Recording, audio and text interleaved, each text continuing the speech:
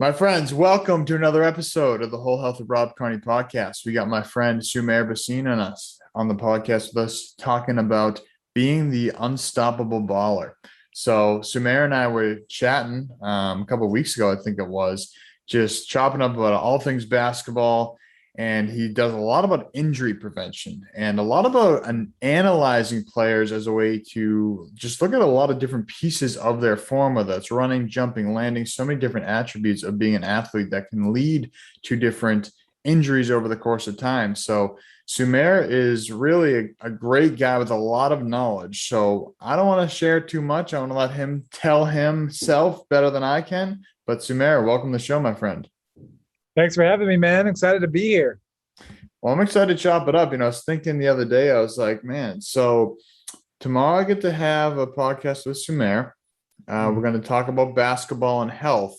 I don't know if there's much better than that. So let's just kind of have you start a little bit about what got you into where you are and what you do so people can kind of get a little background about the work that you do and what inspired you to get into this field. Because you told me a little bit about it yourself, and I think it's a very inspiring story how it all came to be. Yeah, what got me to the point of the unstoppable baller, it was birthed out of a lot of different events in life, as a lot of people go through. But for me, it started off as being obsessed with Michael Jordan videos. I would watch it. I was born in Dubai, UAE, so we got access to pop culture through TV. So we had a channel called Star TV. So Star TV would show us everything that was happening in America. So basketball caught my brother and I's attention. And so we would sit there just looking at Michael Jordan videos, and then we would record it on like a old school cassette player. And then we would stop the cassette, pause every now and then, see how his foot was landing, how he was jumping. Because it was like, how is this dude doing this crazy stuff? Like this And guy. how old were you, Sumair, when you were doing this? I was 6. My brother was 7. I don't think I've ever heard of 6 and 7-year-olds looking at the landing position of people's feet in basketball. That is incredible. I didn't realize you were that young. But, honestly, man, it was more over little bro, which is me, following big bro around. So big bro was really the one that was into that kind of stuff, but also listening to Tony Robbins tapes when he was 7 and doing this crazy stuff that I had no concept of as a 6-year-old, let alone was baffled by the fact that he was into it when he was 7. I'm like, let's play with these Ninja Turtles, bro. Let's do that. That was more my style. Yeah, I was like, trying to like make Shredder fight Leo and Donald, not Donatello. But yeah, it was just a weird thing. But I got fascinated because my brother slowed me down. He was just like, hey, watch. Okay. I'm watching this guy and I'm like, he's flying. I was looking at him like, he's flying right now. How does he fly? So we would sit down and he would draw like the body position. He would draw his foot and how it was landing. He was a great artist. I would listen more about what he was saying in the interviews. My brother was more visual. So we would sit there breaking down film for, who knows how long. And from there, it just evolved. Like as we moved to the States, we picked up basketball. We started playing basketball for the first time. And we loved it. And I think we saw it so many times in our mind's eye, just like watching. When we picked up the ball, it felt almost natural. It was like, oh, yeah, face of the ball, ear, it makes sense, go. And, get low on your crossover, be shifty. These things just made sense. And then I started playing a lot of basketball and got hurt a lot. So I would bust my ankle, bust my knee, bust my hip. And as a young kid, you just learn to play through it. That's just the name of the game. There's this big tough culture in the US of just push through pain. So we did. We both hopped on the basketball team. We did really well, kept getting hurt, and just kept moving through. And you just don't realize how insidious that is. That little push through every time, it becomes problematic because every time that happened to me, it was just making me weaker and weaker and weaker. So it just went counter to whatever we were learning. which is, hey, push through the pain. That's what makes you stronger. But flip that actually was the opposite case. You push through pain, you actually got weaker. And then that kept happening. And then I couldn't play ball anymore. And that was just a very depressing state to be in. That's now I'm around 21, 22 years old, can't play basketball, my favorite sport. And I'm sitting there kind of depressed. It's like, okay, now what? So I picked up powerlifting because I was like, maybe I have to get stronger. And it helped. Marginally, it helped. Got some pain down. But then I got obsessed with that sport and started lifting 400 pounds and off the floor and stuff like that. And then got hurt there, herniated my disc. So I had a herniated disc, dislocated both my shoulders, flipping a heavy tire, because then I moved to strongman training, which is even worse. Lifted heavy stones, and I tore my labrum. I tore my right hip. I've destroyed both my feet. And then it got to a point when I was 24 years old, I developed an autoimmune disease too, out of all that, because my metabolism was shot. And I had enough. I was like, you know what? I got to stop, because if I keep going, I'm going to be in a wheelchair when I'm 26. So, it just got me to look at everything differently. I'm like, okay, sports, athletics, training, it's not what the Gatorade commercials and the Nike commercials and what social media and YouTube are hyping it up to be. They make it look so sexy. Even if you watch a Batman movie, like you see that little montage where he's training, he's slamming that tire.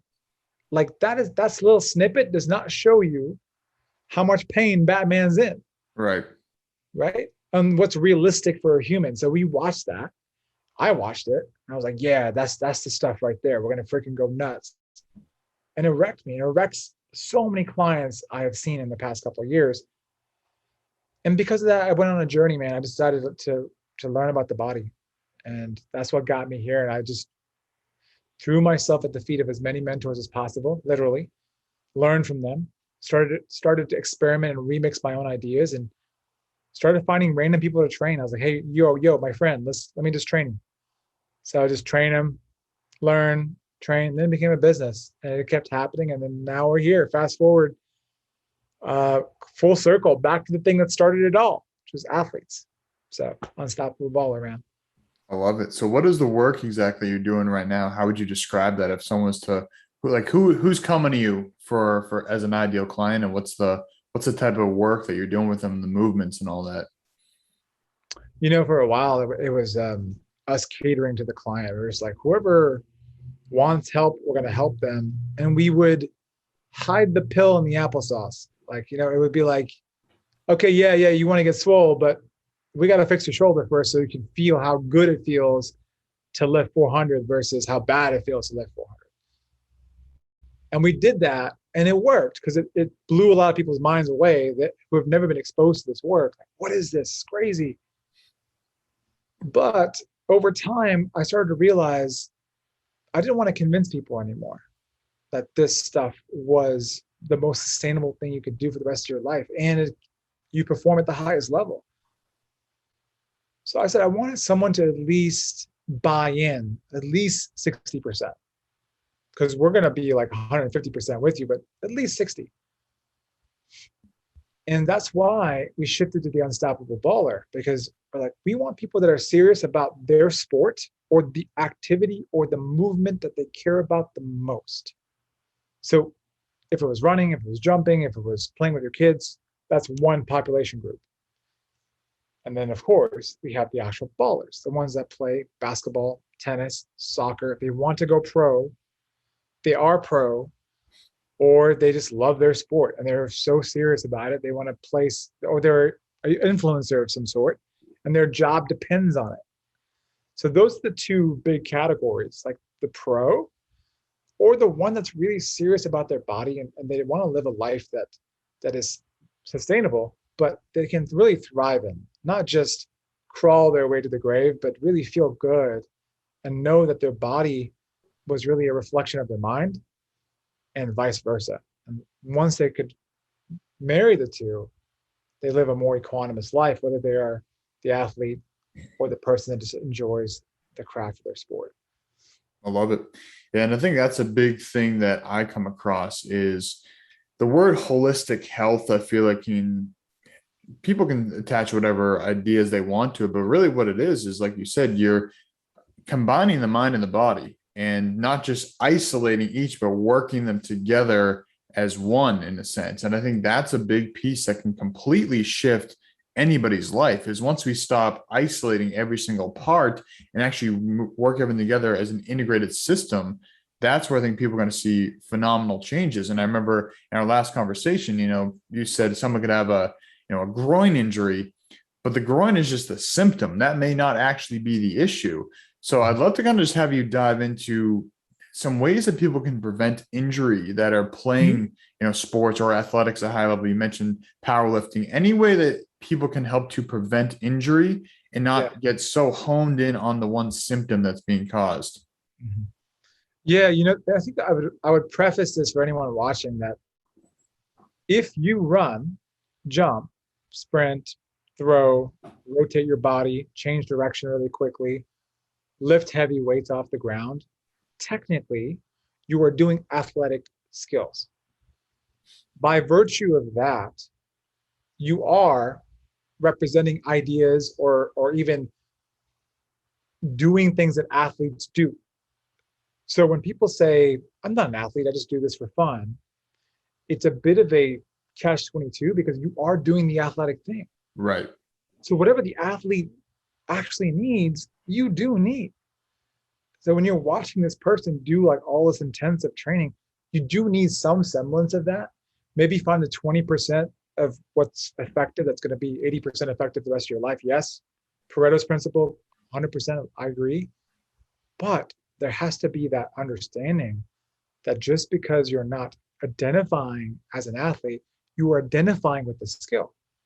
And by virtue of that, you're doing something athletic. So you have to take that into consideration, number one. That's the preface.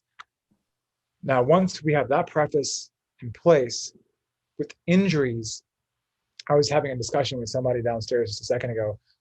I was starting to see, man, that the nervous system has more to do with how well you can prevent an injury than anything else. So if someone is so mind identified and is stressed out all the time and by virtue of that, is not taking care of their body, because if it starts here, if your paradigm is, it's like, I'm this, I'm going to attach to this stressful scenario over and over and over and over.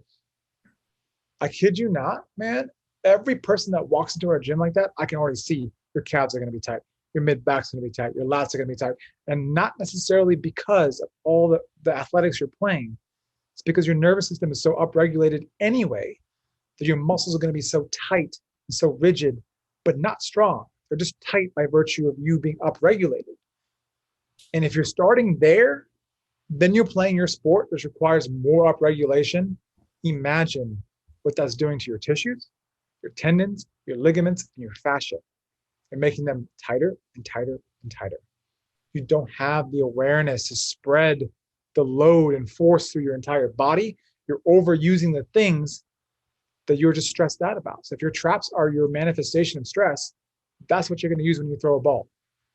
Right. If your calves are your manifestation of you being pissed off at someone that cut you off on the road, that's what's going to happen when you're jumping. You're going to tear your Achilles.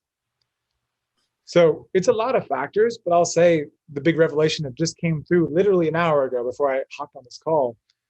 We're like, man, I think the paradigm has more to do with anything before we even talk about nutrition. Or we talk about movement or mobility and strength and conditioning and all that. We can get into that, but I want to start with that because that is the thing. And I'd be remiss to say that it's just mobility, because it's not. Right. And I was just having a discussion with someone else. I'm like, look, I don't feel comfortable putting you into a movement because right now I just touch you like this and you're flinching in pain. Right. And this person's like, but how long will it take? I'm like, dude, this is what your body's presenting with. So the shift of, instead of asking yourself how long it's going to take, it's sitting with it and just observing. Okay, this is tense. sit with it. How long has this been tense for? I don't know, maybe the past 2 years. I've been thinking about this one thing for so long. What are my associated thoughts with this tension? Oh, these 10 things. What does that make me feel like? Oh, my stomach feels tight. Okay. What is that related to? Do you feel like you're always constipated because of that? Interesting. Is that why you can't turn on your abs? Oh, interesting. And you build this conversation with your body. And now, when your coach is talking to you and saying, hey, what do you feel? You have the blueprint of yourself. Oh, yeah, I can't feel my abs here. And I think I know why. I can't feel my glutes here. I know why. And we are good at assuming because we figured it out. But man, I'm learning that if someone is going to buy into what we do, they got to buy into themselves. 100%. Well, it's funny you mentioned that about, the nervous system being wound up. That's something I often talk about, is how many of us live in this sympathetic nervous system state 24/7 hours a day, and we don't even realize it. And like you said, a lot of times people can be so wound up, so physically tight without even moving. And a lot of it is from things like being sedentary. Like you said, stress is a huge one. We have stressors coming in at every freaking angle. Like even right now, I have fluorescent lights on me. I have electromagnetic frequencies buzzing around me. There's so much, even things we can't even physically see, the flicker of these little lights that's going on. So many small factors that we may not even be picking up on a conscious level. So for the average person, it's how the hell do I even recognize these things exist if I can't even pick them up in my awareness? And that just comes down to, like you said, getting more tuned into our body and our signs and symptoms.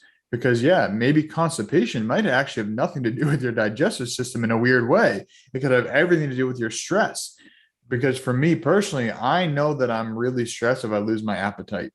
I know some people overeat when they're stressed. I undereat. I lose my appetite.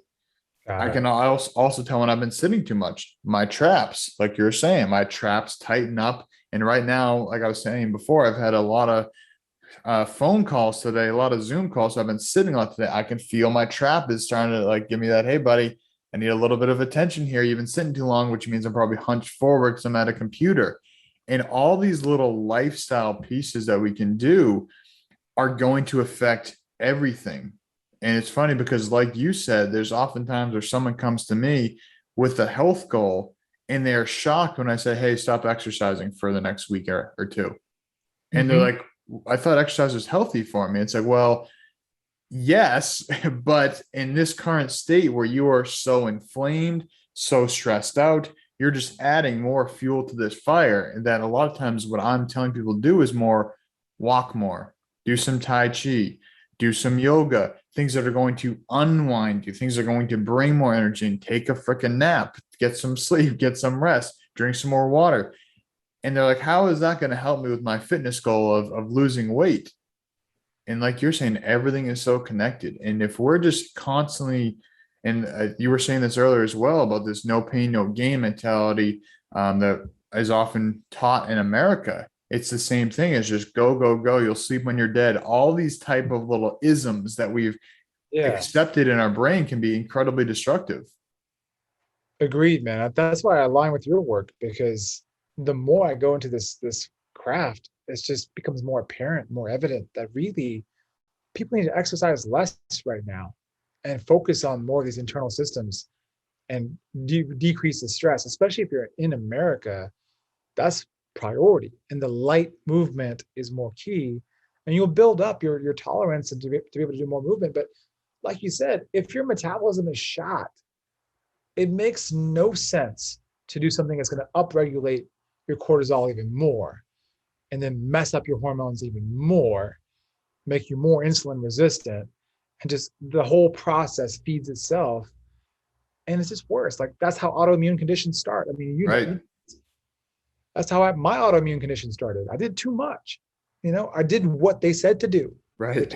You didn't do anything wrong. You did what you were told is the blueprint for success or the blueprint to get to X result. And you followed that and you didn't get the desired outcome. Because a lot of times these blueprints that people say, this is the pathway to success. Yeah, maybe that works for somebody. Probably doesn't work for most people. But the other side of it is most people glorify the good sides of things as well. I mean, did you watch The Last Dance, the Michael Jordan documentary? Yeah, I mean, Yeah. there's a lot of talk of Michael Jordan could be a complete asshole. And that's part of, his shadow, is that he was so dedicated to his craft that other areas, sometimes his relationships faltered because he was also so on. So even if we glorify Michael Jordan as this all-star athlete, it's like, well, that's the part we see. But what about the other side that isn't glorified? And that's a whole nother But conversation we can go into. along those same lines, it's like even with this business, until recently, I was so identified with this job, and it was a lot of proving, like trying to prove that this stuff works. So much so that it was no longer rooted in what I really came at it with. Like the deep heart reason why I came to this business for was to serve people in healing their bodies like I did. And that's the thing too that I think is important and prudent to mention is that it keeps happening. Like you think the healing game is just this little event right here, but you're constantly healing and then going through a bout of stress and healing again. It's always in flux. It's happening right now as we're talking to Right. each other. And it's going to keep going through life. But if you can find that dynamic balance of where you can be here versus here, that's when you can really be resilient. And that's the big message now. As I've gone through my own stuff and had my own relationships falter, it's made me even stronger, rooted in this kind of work where it's lifestyle first, mind first, wellness first. Then we can even talk about, let's start addressing your soft tissue problems, your joint mechanics, your mobility, because that stuff is so irrelevant. Right. If you, the being, is jacked up, it doesn't matter. Right. So yeah, man, I'm with you. And I think that's why I love that you reached out, because that's like really what I would want to talk about first is that, like, injury stuff is easy, bro. It's like once they get the paradigm right, it's like, come on, let's go. Well, even just, to this point of being lined up and you're saying that we're constantly going in this flow of life, I think that I always tell people, life is not linear. We like to make things so linear, but we're constant. If you look at nature's in cycles all the time. Right now summer's ending, it's going to be fall. After fall, it's going to be winter, and then it's going to be spring, and that's going to be, guess what? It's going to be summer again. And life comes in cycles. And just like the body, we are going through cycles. And I think that it's easy to see that in women. Women have a monthly cycle. It's harder to see that in men because we don't have this clear feedback. Yeah, we can just keep going. Like it's just like we go through the roof. And I remember, I think it was when the NFL introduced Thursday Night Football, injuries went up like 15% or 20, like some sizable percentage because they were trying to keep athletes, again, for the money to go. And I remember, I think it was like Richard Sherman, the guy on the Seahawks, was saying, this is terrible you're going to destroy the sport because people are getting injured. We don't have enough time to recover. And people need those cycles, and our bodies adapt to those cycles as well. That if someone's adjusted to, say, a 16-week season with this amount, whatever the off-season time is, and then you have a week in between games, and now it's like, oh, you actually only have four days in between games, and you have this whole routine down. It's breaking the cycle. And I think that's a big thing that I like to remind people with as well is, the more that we can build routines in our life to create our own cycles, but also being open to changing those. It's like, it's a fine line of, for me, my morning routine is getting up and journaling, going for a walk, and taking a cold shower. That's the start to my day. But I'm also not attached to that where I'm going to freak out if I can't do it, but it anchors me and it gets my body to say, hey, this is the primer. We're priming for the day. And I think that the more we can have these little cycles in our life and kind of make these, hey, this is the cycle at the beginning of my day. At night, maybe take a warm shower, followed by a cold shower to, relax the body and cool it down. But I think if we can recognize life is more about cycles than a linear path, I think that helps me a lot with not only my own mental sanity, but just recognizing that, hey, it's not always going to be up or always going to be down. We're going in loop-de-loops constantly. Yeah. Yeah, no, I think that's important too, because the whole idea of where you're starting from, like what place you're proceeding from is so crucial. And the fact that you have a morning routine is I think everyone should have one. If you're an athlete, you have to have a morning routine. If you're someone that wants to do something that requires a lot of your body, you have to. If you have a job that's taxing, there's no other choice. But with that being said, I also see that people look at that as the extra thing they have to do Mm-hmm. among all the other tasks that they have. And I have compassion for that. I have empathy for that. Like I was entrenched in that world too. The thing is too, my job has not changed in intensity. If anything, it's busier. But the funny thing is, I've seen, at least in my own life, my own experience, and my athletes, that if despite that fact, if I take the time, like you just said, to get into the tub and just do a little bit of warm Epsom salt bath followed up by a cold shower, and then get up and put like coconut oil in my mouth and swish for a little while, and then go for a walk and just sit with my thoughts and listen to the sounds around me and be present. Once my mind's quieted, now I'm more discerning, and that's what I'm getting from your morning routine, is that you have discernment. And discernment doesn't come from just always being entrenched in the thing. It comes from sitting with, being like the observer for a second, just looking at yourself and saying, oh, there you are, person. You're just the mind, you're the body, and you have those things, but you're not those things. You have them. And here are the things that are coming up. Oh, my body feels like this. I feel this sensation. I feel this. I feel that. That's interesting. And you're just looking at it. And now that you have this observer looking at yourself, you can go into your first thing of the day saying, oh, there's that feeling again. Maybe it's attached to this. Maybe it's a manifestation of my neck. Maybe I didn't eat enough. Maybe I need to drink more water. Those pieces, no one can give you that. We can give you hints. We can coach you through your own navigation process, but you, the human, have to take responsibility for that process. Right. So. And I think that's a big piece, is taking responsibility. And I definitely recognize that a lot of people these days don't want to take responsibility. They want the quick fix. They want the pill. They want the whatever to cover up the symptoms. But the symptoms are just a messenger. The symptoms are hey, buddy, hey, listen to me. Hey, check this out. That's the sign. Your body's giving you a signal. It's giving you like you're talking about Batman, the bat signal to say, hey, something needs attention. Alert, not quite a red alert. Oftentimes it's kind of like, hey, like a warning sign. Hey, check this out. Hey, you're getting a little pain in your foot today. I went away the next day. Oh, but I'm back again the day after that. Maybe you should look into that. And oftentimes the symptom isn't always the actual root cause. Because like I said, a lot of times if I get tightness in my neck or my traps, it's actually coming from my lats or my triceps a lot of times. It's not actually the area. And I can massage my neck and my traps all day. But once I do my triceps and my traps, it's like, oh, there's that relief I was looking for. So I think it's important to recognize that as we're going through life and these symptoms of our body or our mind, which are both connected, are coming up, like you said, if we can step back and take responsibility, say, all right, something's going on here. Let me step back and look at this from an unbiased perspective, from an unemotional perspective, and just see what's going on here. Let me analyze. Let me pick apart. Oh yeah, yesterday I did eat that McDonald's sandwich. Oh, and now I'm feeling a little congested in my nose. Oh, maybe that was causing a little inflammation in my body. And so we can just trace things back, but it takes a level of self-awareness. It takes a level of self-accountability, and not saying, oh, it's someone else's fault. It's like, no, I'm choosing everything that's happened in my life as a result of my choices.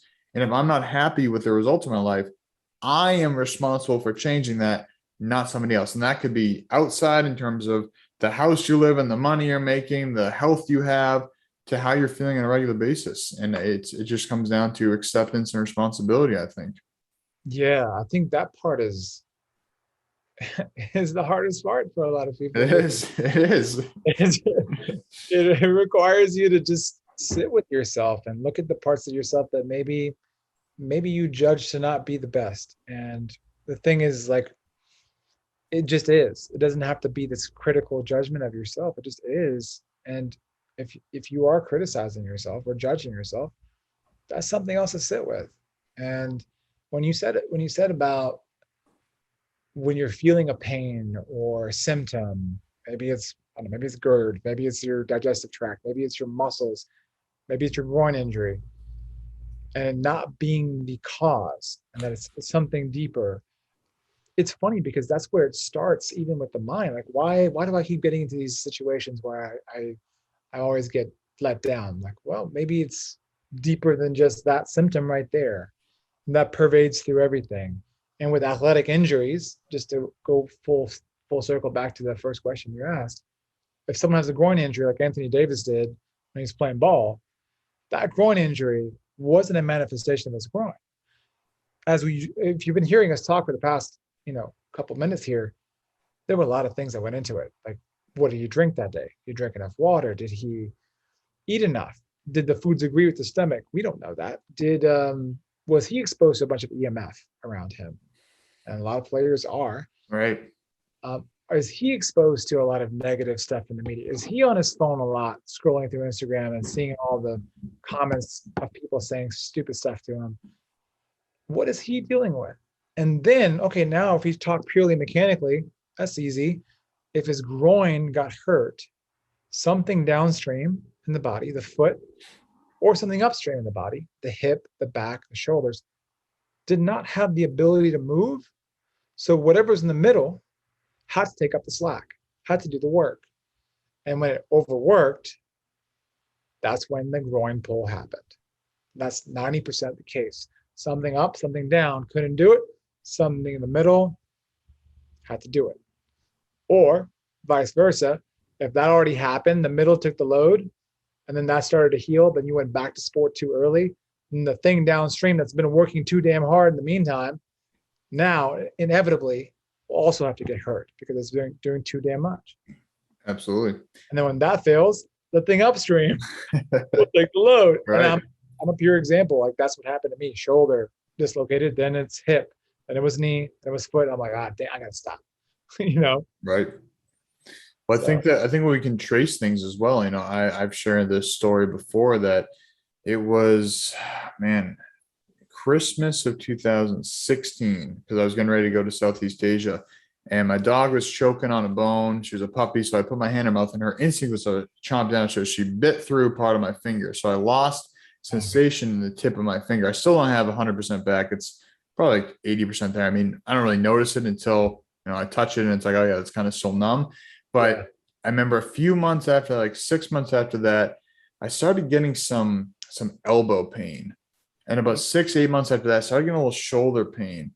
And 6 months after that, I had a small tear in my back. Wow. And like you said, it's like, well, 1, 2, 3, 4. Mm-hmm. And in hindsight, after some time to sit back, I was like, wow, that was pretty predictable. It just worked its whole way up my arm because I wasn't addressing the root cause. And it could have been something simple. I changed my grip because I wasn't gripping the same because I couldn't have the feeling. So then maybe it was a slight adjustment in my elbow. That put strain on the elbow, which then put strain on the shoulder. And this whole pattern, which in hindsight is like, wow, the body's pretty freaking intelligent that it works that way. And I like also what you said about, the speaking of Anthony Davis in particular, it could have been a million other things. And I would love to see if there's any sort of statistics of players getting injured after they've been frustrated in the game. Like if they didn't get a call that went their way, or they, something happened and they're getting pissed off. I would love to see if there's some sort of statistic, because obviously when we're getting pissed off, we're not thinking as clearly, we're probably not as present. And now we're doing those stupid things. Maybe he's being overly aggressive, trying to hop over somebody for a rebound and then lands, hurts the groin. I don't know if you know anything about if there's any stats like that about, emotional stuff and then injuries following or anything like that. I don't know of the stats, but I know it's an accepted belief system within the community that if you're playing with your emotions and your emotions are driving you too much, then it's highly likely you're going to do something. You're going to mess up, A, but B, make decisions that are not the best for your body or for the team or for the person that you're playing against. Right. So like you said, you throw your body up against them. You start being aggressive, and we see that time and time again. The most explosive players in the game end up having to get surgery because they did too much of it. Right. They pull back when they needed to. They could have just shown some explosiveness, pull back a little bit, play a little more of the jumper game, shoot a three, be more of a passer, be a little more shifty. But they got so entrenched in this like validation of I'm going to dunk over this fool. Boom. And then that kept happening until the knee was like, dude, you're not landing on me right. You've done hundreds of these jumps. Well, I'm you done. make me think of Derrick Rose as you're saying that. One of the most, in my opinion, fun players to watch ever. Dude Yep. was just like, he's like my height. I'm like 6'1", and he's dunking on people like 7 feet tall. Just like, for me, I was like, wow, this guy is about my height and doing phenomenal things that basically people said, if you're 6'1", that's not really quite possible to do. He's doing phenomenal things. But like you said, I think he got very attached to being that, that flashy player that he got injured a lot, a lot, a lot. And now it's real. I think he has a very interesting career that now he's coming back. I think I think he's a better basketball player than he was when he was his MVP, Derrick Rose, but he's obviously nowhere near the same athlete he was, but he's a way better basketball. Now he can shoot. Now he can do all these other aspects he couldn't do before. Exactly. Imagine if he had all that stuff that he's doing now, along with being the athlete, he would have known to discern and pull back and say, I'm just going to go for a crafty layup right now. I've already shown the crazy dunk on two Right. guys. Pull back a little bit.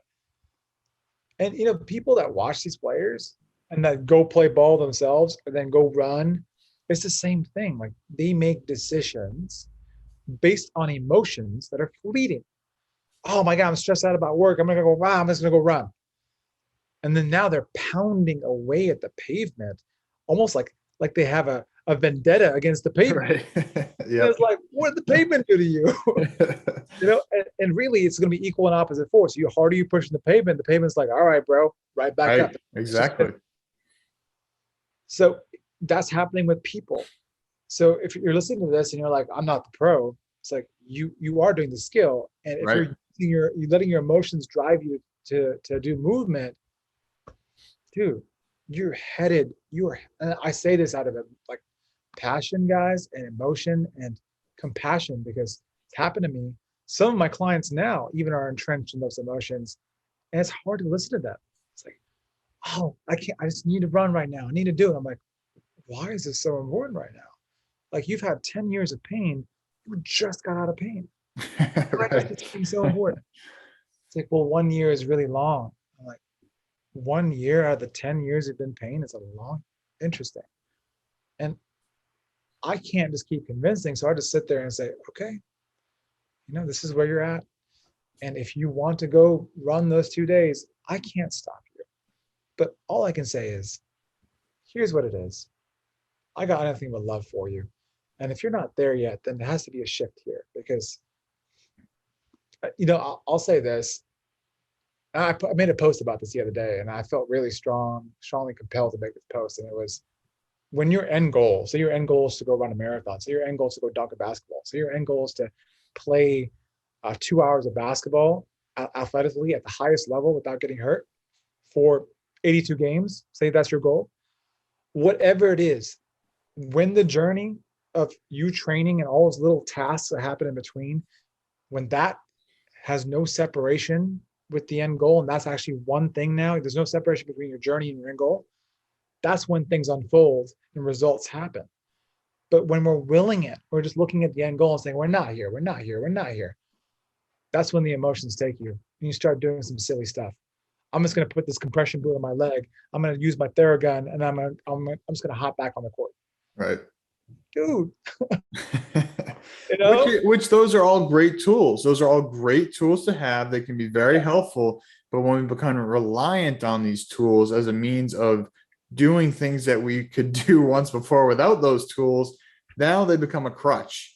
And I think that is, like you said, that's a big challenge. And again, I totally get it. If you're in the NBA finals and you got, a tight hamstring, you don't want to sit that game out. You're going to use whatever tools you can. And I get that. But if it's game 2 of the season and you're doing that, it's like, bro, you got a whole season ahead of you. Why are you risking this right now? So I think it's situational as well. And if you're training for, like you said, let's say a marathon that you're a year out from and you got a tight hamstring, you go, oh, well, I got to run because I said the schedule. It's like, well, yeah, you can do that. And yeah, you might be okay. But what if you just took today off, not even today and tomorrow, but just today off to stretch and ice and do whatever? Would that really set you that far back? So I think it just comes down to perspective. Where are you at in your goal? And, what is this going to help you with? Yeah, but along those same lines, man, like even if you took 3 years off, what's 3 years off to then come back and then be able to run for 10 years? Right. For sure. That's a even crazier perspective. Like, yeah, you're older, you don't get that time back, but actually you gained all this time. Right. You gained all this understanding of yourself, discernment, knowledge of how to move in the right way, knowing how to feel your body, feeling more solid than you ever have, feeling like you can move it in whatever way you want, anytime you want, like for 10 more years. So that those 3 years is a blip in time compared to those 10 years you now get back if you didn't do this work, because then you'd be sitting in the hospital with a knife being cut through your knee. 100%. Even just from my own perspective, like I mentioned in 2018, when I tore the muscle in my back, the first, like, I took, like a month off and I was like, yeah, I'm going to try some light stuff. And then it was basically like 4 to 6 months of just yo-yoing, like trying to get myself back too early. And then after it was like whatever it was, 4 or 6 months, I was like, what the hell am I doing? Like, clearly this approach is not working. I just need to rest. I need to let my ego go. So, yes, I'm going to lose weight. Yes, I'm going to lose muscle. But if I ever want to actually be healthy and strong again, I need to accept the fact that, yeah, my ego is not going to like the fact that I'm going to get pretty darn skinny. I'm going to lose a lot of muscle. And that was, then I decided I basically took a year off of basically doing anything and I got scrawny as hell. And then I spent just under a year using like the steel mace, like a 7 pound, 10 pound steel mace, like very light, and building up mobility, building up that tendon strength, all these little joint strengths, joint mobility, all these little things. And again, not putting on any mass, not really putting on strength, but putting on, structure and stability. And then it was really like the past 6 months or so, 8 months. Actually, it was about a year ago I really dedicated to it. But the past 6, 8 months, I started doing some heavier lifting again. And now I'm feeling the strength. But if had I not given myself that, it's basically been 3 years now since that happened. It's funny you said that. That's what reminded me of this. How long it And takes. it's like now I feel strong again. Yeah. And on the days that I feel any sort of inflammation, like yesterday I felt a little inflammation in my elbow, or we had an event on Sunday for an ice and iron. So I was a little sore that day and I did a little bit more of it. So I felt a little inflammation. And my plan was to work out, it was take Monday off and work out Tuesday. But I felt some inflammation in my elbow. So I was like, well, maybe the best thing I can do is stretch in the ice and I'll get it when I'm ready. Like there's no rush. And I think that's a big thing that I've really has changed my whole perspective on life and health. Instead of being in this rat race of having to get everywhere as fast as possible, like you said, I'm looking at the rest of my life as it relates to my health. I'm looking at the longevity of my body and my mind. And if I miss a couple days in the gym, all right, cool. Not the world's not going to end. And my world will actually probably be longer because I missed those 2 days. So yeah, I just think it's funny how we tend to get so caught up on the instant gratification, but sometimes the delayed gratification is really where it's at. Yeah. And I think when you mentioned about, you know, it taking you 3 years, that's typically really what it takes. And to actually feel really good again. Thing is, we expedite the fastest we can, but it also is so contingent on the being, right? Like you can't separate the being from just a bunch of wires and tissues and bones. Like you just can't. Right. That hardware it just is, but the software is so complex. There's something that animates all your nerves. And we don't completely understand that, but we do have a feeling, a felt sense of it, and we can't get a felt sense if we're always entrenched in whatever we're doing all the time. And so I think it's powerful you took those 3 years to rewire, because that's what it really takes. And it is a lot of unsexy stuff at first, to at least the media. But Right. then when you fall in love, and you like fall in love with yourself, then you just don't care. You're just like, this is the stuff. And you'll know, like when you said you knew when you were ready, and you just were not rushing, you'll know. There's like an inner knowing, like, okay, yeah, like when my foot strikes the floor, and it's because you did enough repetitions of understanding, oh, my foot strikes the floor, I feel my hamstring. Oh, my toe does this, I feel my glute. And you did that enough for the past 2 years. When you go on the track, it's like, yeah, man, bop, bop, bop, all day. Right. And that's, I think when you talked about strength, I wanted to offer a redefinition of strength a little bit, if I may. Sure. Absolutely. And strength, typically, if you look at the literature, they say it's the amount of force you can exert against a load, external load. Okay. And the external load could be your own body. Like, say your spine is sitting on your hips, your ability to squat on one leg is contingent on how much you can hold your spine and the rest of your body. Cool. Not a bad definition of strength, but it gets problematic because people get attached to numbers, reps, how much you can lift, so on and so forth. That doesn't matter if you're using your bones to move the weight, because your bones act as passive structures, right? And your muscles and tissue, your fascia and tendons, they act as active structures. So they're the things that are pulling on your bones and mobilizing your joints and keeping them in alignment and making you exert force against the external load. But think about, even pure performance wise, if you're using your bones to move the weight, that's highly inefficient. There's just not enough force spread out through a larger surface area to take the load. You're coming from structures that can't really push weight. They're just withstanding weight. Then you have these active structures that are ready. Hey, call upon us. But if they're rendered inactive or tight, you can't use them.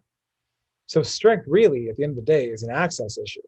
If you have access, then you can grab these muscles and say, come online, guys. I want the power of 300 Spartans to move this weight. Different game than, yo, I'm gonna get my my weekend warrior league to move this weight. You know, like, do you want Spartans or do you want the weekend warriors to move this weight?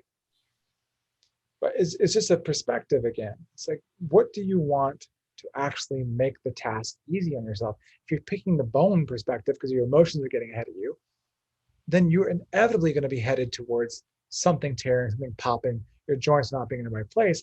And then you'll ask yourself, how did this happen? Why? When the whole time it was there. If we were just able to tap inward and listen and be a little more observant. Absolutely. It comes down to externalizing our own health is really like a lot of the numbers you're talking about. Comparison. I'm 6'1". If there's a guy who's my weight and is 5'6", he's probably going to be able to bench press a whole heck of a lot more because his motion is, his arms are a lot shorter than mine. Yeah. So you can say, oh, you guys are both the same weight, you should be able to bench the same amount. It's like, I mean, maybe, but realistically, everybody's body is so incredibly different that to even compare me to you or you to somebody else, it's like, why do we do this comparison thing? Why not just focus on, hey, I'm going to get better for myself. I'm going to get stronger. And yeah, I want to up my weights, but I'm not going to get attached to saying, oh, I have to do this for somebody else. I think that's been a big thing as well. For me personally, is letting go of the attachment to, oh, how much weight am I doing? Yeah. How much weight, how much resistance is giving my body what it needs in this moment? Because every single week I could go there and say, Monday, I'm going to do chest or whatever. Every single Monday, my body could be different. Like you mentioned earlier, what did I eat? How did I sleep the night before? What is my stress levels? And so, yeah, I may actually need to go down in weight in a week due to the fact that my body could be under more stress. And I still want to move my body because sometimes, moving the body against some lactic acid could be good, but maybe I don't want to go 100% in, and that's okay. And of course, this is me giving a very blanket statement. I'm not giving fitness advice by any means, but my point is, if we listen to our body, and let go of the ego, the attachment to external factors dictating what we should be doing, I think we're going to have a lot more longevity in our health, a lot more longevity in our fitness. And, man, I just think that it's such an interesting topic. I know we could talk probably 6 more hours on this topic, but let's just kind of give you the chance to give any closing thoughts on, just injuries in general, just mindset in general when it comes to fitness and, where people can follow along with all the cool stuff you're doing. Yeah. I'll say this much. Anyone who's listening to this, I know we went around a lot of different topics that were seemingly unrelated at first, but as you go into this game, you'll see the relation real fast because you'll get tired of getting hurt. You'll get tired of incurring autoimmune conditions. Something has to be different. And the whole idea about injuries and trauma and pain and injuries and trauma are just a signal to your body saying we feel unsafe. Right. We're wired for survival, right? Just feedback. It's feedback. It's saying, look, we're unsafe right now. So our job, if you want to heal from an injury, but not just heal, because the whole thing, healing from an injury is just you getting back to a baseline level of safety. The next step is what's important. It's the resilience training, getting really strong, getting your joints in positions where it has never been to, and then gaining strength there, and then conditioning it. Now can you hold it for 2 minutes? Now can you do 50 reps there? And then now you're adding more load. Can I do single leg, double leg? Can I put a weight on it? Can I put a dumbbell? People jump to the weight so fast without seeing where they really are, which is they're unsafe right now. And if we can just sit with that space, is if I'm in pain, something's not safe. Something's not right. My body's doing this for a reason. It's concerned with my survival. And busting a knee could mean that if someone took advantage of me, I couldn't get away from them. That's like the evolutionary reason. But it's also a reason for life. I can't work. I can't go to work and make money. I can't provide for my family. I can't go to the grocery store as much. I have to use favor. I have to use these services to deliver to me. And so if you can see that as the unsafe, then on the flip, if I take the time to wait and feel out what muscles are firing, why they're not firing, why can't I get into the right position? If I just do that for a while and actually get stronger there, that's you creating safety. And that looks like engagement. That looks like solid. That looks like I feel good. That looks like I know when I am ready. And that's really the game. And we can go on and on about that whole piece too in detail, but that is the game, is find yourself in more safe feelings, even in the moment. If this feels unsafe, how can I feel safe right now? Maybe I engage my glutes more. Oh, my back feels better. Maybe I get my lats on and my glutes together. Oh, shoot, my whole posterior chain feels better. Maybe I get my Kegel on, get my obliques on. Oh my God, my whole spine, my neck all feel better. It's just the little internal pieces you add, and then you're doing it for every little movement you do. The next thing you know, it's been, sure, 3 years, like Rob said, but now you got 15, 20, 30 years where you can perform at a level far beyond pre-injury. And that's what it's about. Love it. Man, this has been a lot of fun, and like I was saying in the beginning, I was looking forward to this, having the opportunity to talk about health and talk about basketball together. And for me, just like yourself, I've had a long string of injuries, and I identified with that. And I kind of identified as somebody who was always injured. And oftentimes I think, when I really am honest with myself and look back, a lot of times I got injured was almost because I didn't actually want to do the activity. Like, say it was basketball. I didn't really want to be at that basketball camp. And then I sprained my ankle. It almost as if I made my way out of there due to an injury. So just to kind of come full circle, like we're talking about, it all starts up here. It starts what's in between our ears and the thoughts that we're thinking, the mindset that we're going into something with, our intentions. And I think that the more intentional we can be with our lives in general, we're going to be a lot healthier, a lot happier, and have a lot more sustained performance. So Sumair, thank you so much for being here, my friend. Where can people follow along with you, get in touch with you, and get working with you? Thank you, man. Thank you for having me. I would say start with Instagram at the Unstoppable Baller. And you can even follow me on my personal, Sumair Bhasin, at Sumair Bhasin. Facebook, same, Unstoppable Baller. And then if you want to really go a little bit deeper, if you feel like you're aligned and ready to make the paradigm shift, then we're happy to do an assessment with you live on even Zoom. We work with clients all around the world, even in Austin, but all around the world.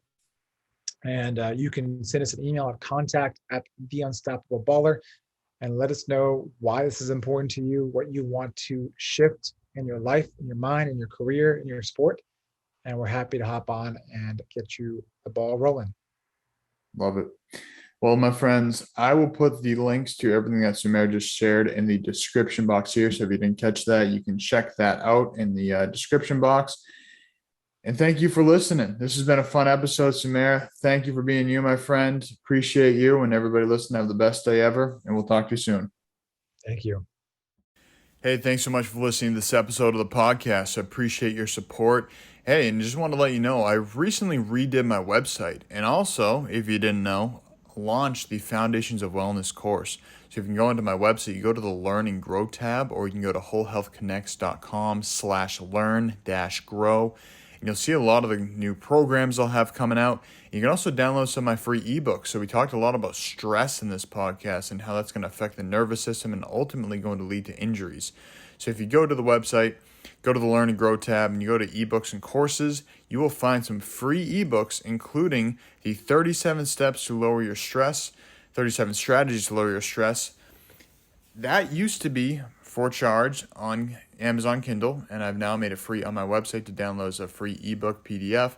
You can also find the 5 simple steps to lower your stress and improve sleep, as well as Yes, You Can Grow Your Own Food, which has been an incredibly popular free ebook that I recently put out. So I'd love for you to check out those free material, look at the courses I have coming out, including the Foundations of Wellness, and I'll have some gardening courses coming out soon as well. Look at the superfood products I work with.